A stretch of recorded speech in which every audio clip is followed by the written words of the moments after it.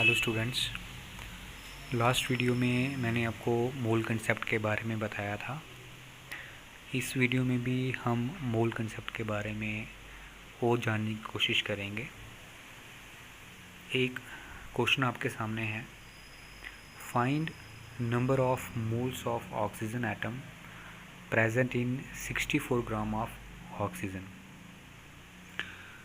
64 gram of oxygen में कितने number of moles present होंगे ऑक्सीजन एटम के, ये आपको बताना है। क्वेश्चन ये है कि आपके पास 64 ग्राम ऑफ ऑक्सीजन है। उस 64 ग्राम ऑफ ऑक्सीजन में कितने नंबर ऑफ मोल्स प्रेजेंट होंगे ऑक्सीजन एटम के, ये आपको बताना है। तो सिंपल क्वेश्चन है, ये क्वेश्चन हमें करना है। ऐसे और बहुत सारे क्वेश्चन हम लेंगे। तो आइए स्टार्ट करते हैं। आप जानते हो कि 1 मोल ऑफ ऑक्सीजन एटम 16 ग्राम के इक्वल होता है। ये आपको लास्ट वीडियो में मैंने बताया था। इसका मतलब 64 ग्राम जो है वो 1 मोल ऑफ ऑक्सीजन के बराबर होगा। यहाँ से हम 1 ग्राम अगर हमें निकालना होगा तो उसका वैल्यू आएगा 1/16 मोल ऑफ ऑक्सीजन। तो अगर हमारे पास 1 ग्राम ऑफ ऑक्सीजन एटम का वैल्यू आ गया, that is 1/16 mole of oxygen, तो अब हम 64 ग्राम की भी बात कर सकते हैं। तो ये आ जाएगा 1/16 multiplied by 64 mole of oxygen. जब हम इसको सॉल्व करेंगे तो हमारे पास वैल्यू आ जाएगा 4 मोल ऑफ ऑक्सीजन। इसका मतलब अगर 16 ग्राम 1 मोल के बराबर है तो 1 ग्राम 1/16 मोल के बराबर होगा। इसी तरह से 64 ग्राम जो होगा उसमें 4 mole of oxygen atom present होंगे। तो ये सिंपल न्यूमेरिकल है आपके पास, जहाँ आपके पास ग्राम में वैल्यू दे रखी थी, आपके पास मास का वैल्यू गिवन था, आपको नंबर ऑफ मोल्स निकालने थे। तो सिंपली हमने बेसिक कैलकुलेशन यूज़ की।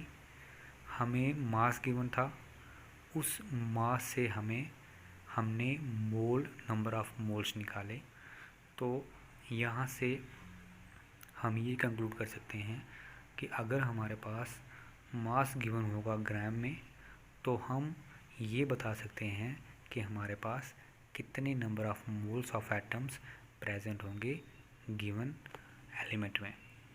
सो how to find number of moles, आपके पास सिंपल फॉर्मूला रहेगा, given mass divided by gram atomic mass.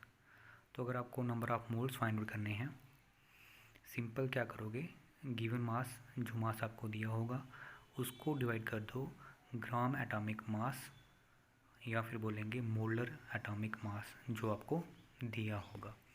तो अब आपको मैं कुछ क्वेश्चंस दे रहा हूँ, आप मुझे ये बताइए कि कितने नंबर ऑफ मोल्स प्रेजेंट होंगे गिवन सैंपल में।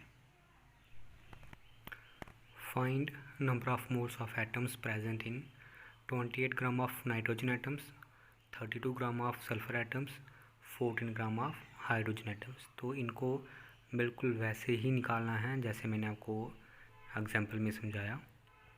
अब मैं आपको यहाँ पे इन सब का ग्राम एटॉमिक मास का वैल्यू बता देता हूँ। नाइट्रोजन का ग्राम एटॉमिक मास का वैल्यू है 14 ग्राम, सल्फ़र का है 32 ग्राम और हाइड्रोजन का है 1 ग्राम। मतलब 1 मोल ऑफ नाइट्रोजन एटम्स का मास होता है 14 ग्राम, 1 मोल ऑफ सल्फ़र एटम्स का मास होता है 32 gram and 1 mole of hydrogen atoms का मास होता है 1 ग्राम। ये वैल्यूज़ आपको दी हैं। तो आपको बताना है कि 28 ग्राम ऑफ नाइट्रोजन एटम्स में कितने मोल्स ऑफ एटम्स प्रेजेंट होंगे नाइट्रोजन के, 32 ग्राम ऑफ सल्फ़र एटम्स में कितने number of moles of atoms present होंगे सल्फ़र के, और 14 ग्राम ऑफ हाइड्रोजन एटम्स में कितने number of moles of hydrogen atoms present होंगे। कुछ और questions. Find molar mass of the following. आपको इन सब का मोलर मास निकालना है। मोलर मास का मतलब हुआ 1 मोल। तो जैसे फर्स्ट लिखा हुआ है नाइट्रोजन, तो आपको बताना है कि अगर आप 1 मोल ऑफ नाइट्रोजन एटम्स लेते हो तो उसका मास कितना आएगा। Second N2, that is nitrogen molecule ले रहे हैं यहाँ पे।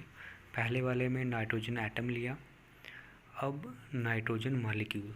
मतलब अगर आप 1 मोल ऑफ नाइट्रोजन मॉलिक्यूल लेते हो तो उसका मोलर मास क्या होगा। Third phosphorus. फास्फोरस यहाँ पे एटम है, तो 1 मोल ऑफ फास्फोरस एटम का मोलर मास कितना होगा वो बताना है। Fourth H2। H2 का मतलब हुआ हाइड्रोजन मॉलिक्यूल। तो अगर आप 1 मोल ऑफ हाइड्रोजन मॉलिक्यूल लेते हो तो उसका मोलर मास कितना होगा वो बताना है। Fifth oxygen. Oxygen atom.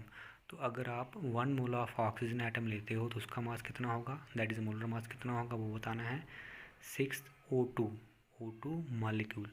मतलब अगर आप 1 मोल ऑफ ऑक्सीजन मॉलिक्यूल लेते हो तो उसका मोलर मास क्या होगा। 7 सल्फ़र। तो यहाँ पे सल्फ़र एटम है, तो आपको ये बताना है कि अगर आप 1 मोल ऑफ सल्फ़र एटम्स लेते हो तो उसका मोलर मास कितना होगा। 8 S8। S8 एक मॉलिक्यूल है, तो अगर आप 1 मोल ऑफ S8 मॉलिक्यूल लेते हो तो उसका मोलर मास कितना होगा वो आपको निकालना है। तो यहाँ आपको एटॉमिक मास यूनिट का वैल्यू गिवन है। नाइट्रोजन का एटॉमिक मास होता है 14 AMU, ऑक्सीजन का होता है 16 AMU, सल्फ़र का होता है 32 AMU, हाइड्रोजन का होता है 1 AMU और फास्फोरस का होता है 31 AMU। तो आप इनका यूज़ करके मोलर मास का वैल्यू फाइंड आउट करोगे। तो मैंने आपको लास्ट वीडियो में बताया था, कुछ नहीं करना है आपने, AMU को ग्राम एटॉमिक मास या ग्राम मॉलिक्यूलर मास में चेंज कर देना है। ठीक है, तो आई होप कि आप इनको ट्राई करोगे। आप ट्राई करिए, अगर नहीं निकलेंगे तो फिर मैं आपको नेक्स्ट वीडियो में ये करवा दूँगा।